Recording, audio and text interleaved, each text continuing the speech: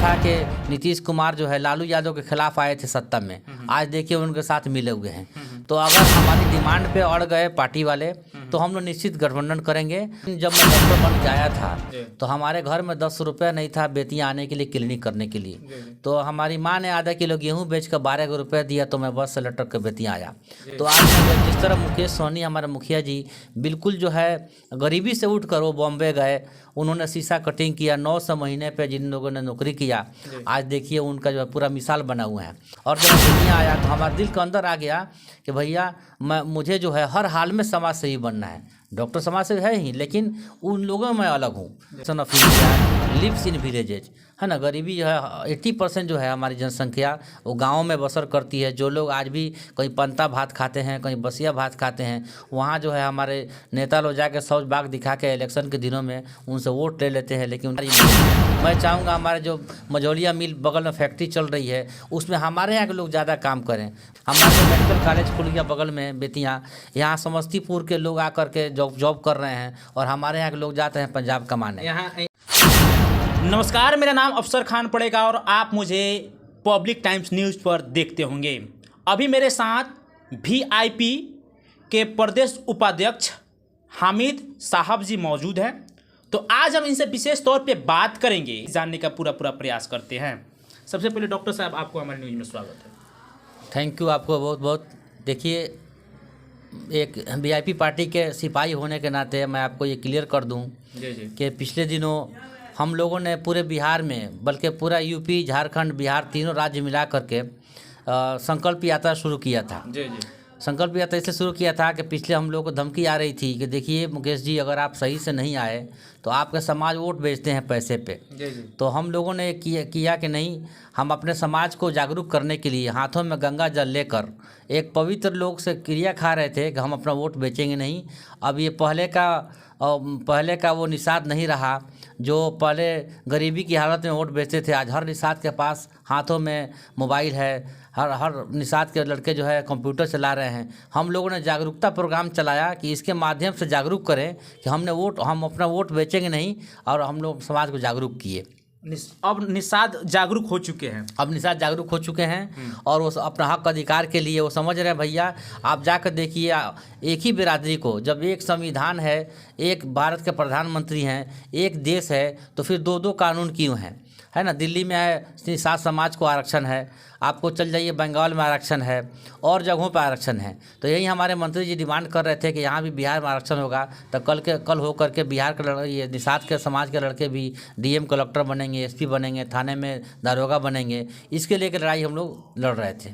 उपाध्यक्ष साहब, आपसे विशेष तौर पे हम जानना चाहेंगे कि आगामी लोकसभा के चुनाव बहुत करीब है और विधानसभा के चुनाव है, क्या आपकी की जुबानी सुनना चाहेंगे कि क्या हो सकता है कि वीआईपी सुप्रीमो मुकेश सहनी जी का फिर कोई पार्टी में आगमन होने जा रहा है क्या?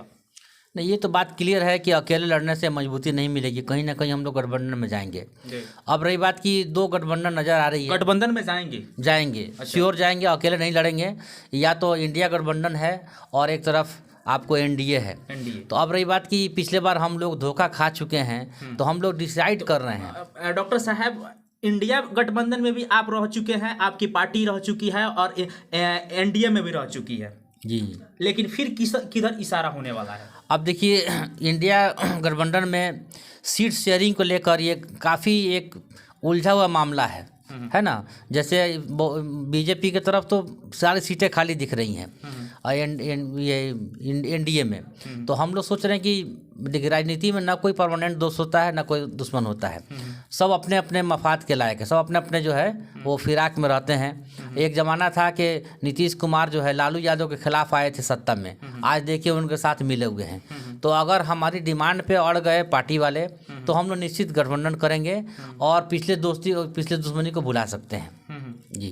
तो पिछला जो है दुश्मनी अब दोस्ती में बदल सकता है। हाँ, बदल सकता है। सूत्रों को माने तो सूत्र को मान कर फॉर द टाइम बीइंग समझ लीजिए, अगर हमारी डिमांड मान लेते हैं कि ठीक है भैया हम लोग आरक्षण कर देंगे तो आपको सम्मानजनक सीटें देंगे, तो नो डाउट हम लोग आराम से ज्वाइन कर सकते हैं। इसी बात पे हमारे नेता जो हैं, जो हमारे मुखिया हैं पार्टी के, वो हम लोगों से ज़्यादा होशियार हैं, बुद्धिमान हैं, वो खुद इंटरनली इस बात पर गौर फिक्र कर रहे हैं। जी डॉक्टर साहब, आपसे ये भी जानना चाहेंगे कि लोकसभा के चुनाव बहुत करीब करीब है, क्या आपकी पार्टी लोकसभा के चुनाव भी फाइट करेगी या नहीं? यस, लोग डेफिनेटली फाइट करेगी। हम लोग तो हर हाल में फाइट करेंगे। लोकसभा के चुनाव फाइट करेगी अकेले नहीं, अपने दम पर, या फिर अभी तुरंत कहीं ना कहीं जाना है? नहीं, जाना तो है, ये निश्चित है, कहीं ना कहीं जाएंगे। अब रही बात कि सम्मानजनक जो हम लोगों का मान सम्मान रखेगा, जो गठबंधन हम लोगों को बुलाएंगे, हमारा एक पैरामीटर है, उस पर खरा उतरेंगे दल वाले तो निश्चित हम लोग जाएंगे। जाने की पूरी तैयारी है जी।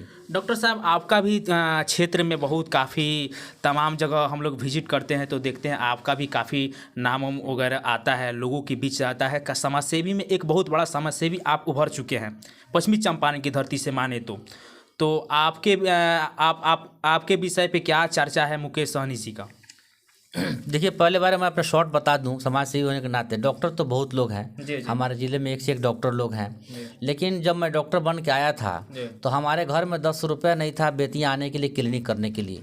तो हमारी माँ ने आधा किलो गेहूँ बेच कर 12 रुपया दिया तो मैं बस से लटक कर बेतियाँ आया। तो आज मैं जिस तरह मुकेश सहनी हमारे मुखिया जी बिल्कुल जो है गरीबी से उठ कर वो बॉम्बे गए, उन्होंने शीशा कटिंग किया, 900 महीने पे जिन लोगों ने नौकरी किया, आज देखिए उनका जो है पूरा मिसाल बना हुआ है। तो वही सेम जो है हम लोग को मिलता है कुंडली। समझ लीजिए कि मैं बहुत गरीबी से जूझा हूँ, और जब मैं बेतियाँ आया तो हमारे दिल के अंदर आ गया कि भैया मुझे जो है हर हाल में समाज सेवी बनना है। डॉक्टर समाज से है ही, लेकिन उन लोगों में मैं अलग हूँ। अब आज हमारी गाड़ी में सब देख लीजिए, जब मैं जाता हूँ क्षेत्र में तो एनी टाइम दवा से लेकर सारा कुछ मुहैया रहता है। अगर बाई दी वे कोई छोटा ऑपरेशन ज़रूरत पड़ा तो वो ऑन फील्ड ये काम हो जाता है। तो अब रही बात कि मुकेश सहनी से, वो तो पार्टी के मुखिया हैं, सरबराह हैं, तो हम लोग की उतना औकात नहीं है उस तरह से हम लोग जाके फेस टू फेस बात कर सके।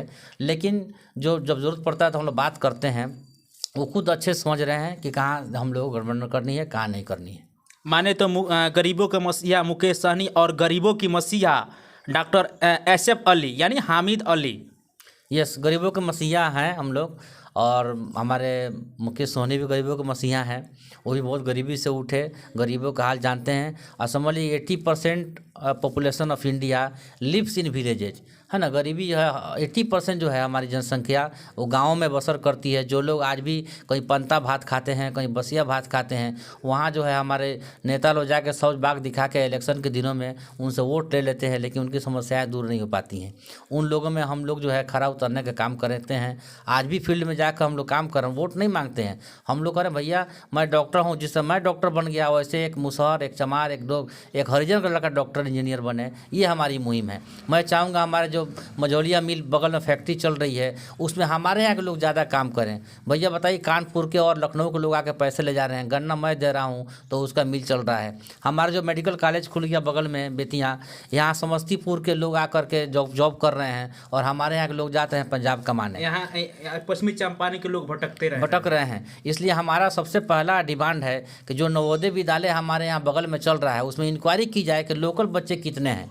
वो हमारे लोगों के लिए है, वहाँ मोतिहारी का बच्चा नहीं आ सकता है। लेकिन इंक्वायरी किया जाए तो नेता लोग क्या करते हैं कि गलत डुप्लीकेट निवासी बनाकर और सेट गेट करके वहाँ एडमिशन करा देते हैं।